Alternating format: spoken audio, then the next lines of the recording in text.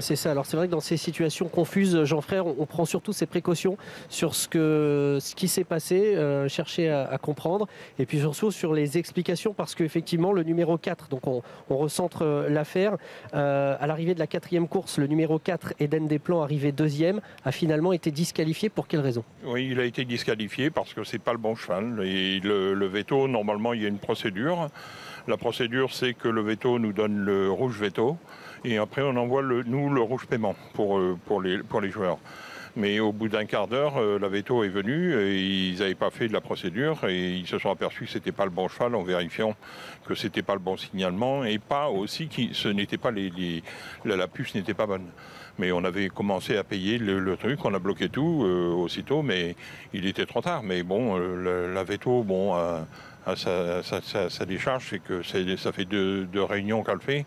Elle ne connaît pas trop les procédures des courses, mais dans toutes les courses, dans toutes les réunions, quand on nous donne le rouge veto, nous, en tant que commissaire, on envoie le rouge paiement. Sachant qu'il y a toujours aussi cette course à l'officialisation le plus rapidement possible pour pouvoir justement offrir les rapports. Mais c'est vrai que là, il y a eu une confusion et il y a eu une erreur. Oui, il y a eu une erreur de leur part. Hein. Bon, c'est vrai que si elle ne connaissait pas la procédure, c'est là qu'elle a complètement paniqué, quoi. Et après, elle s'est amenée en nous disant « mais non, c'est pas le bon cheval ».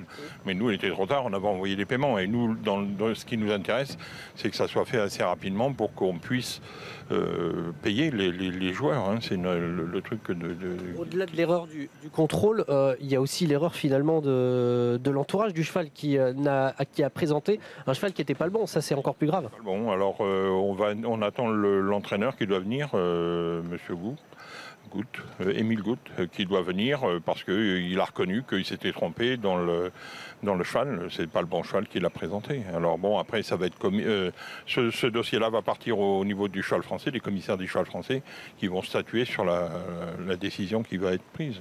Mais bon, c'est lourd de conséquences, quoi, pour nous. Hein.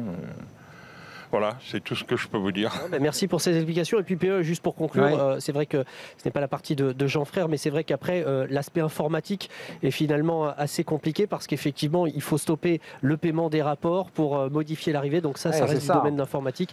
Et on ne peut pas vraiment vous donner plus d'explications que cela. Voilà. C'est toujours très difficile de revenir sur une arrivée officialisée qui a été en partie payée d'ailleurs. Hein. Alors j'ai dit tout à l'heure, c'est l'écurie Fresno, mais effectivement c'est l'écurie Émile Goutte, hein, car Laurent Fresno était le driver, Émile Goutte l'entraîneur, donc il y a eu une confusion du côté de l'écurie d'Émile Goutte. C'est vraiment regrettable hein, pour tout le monde.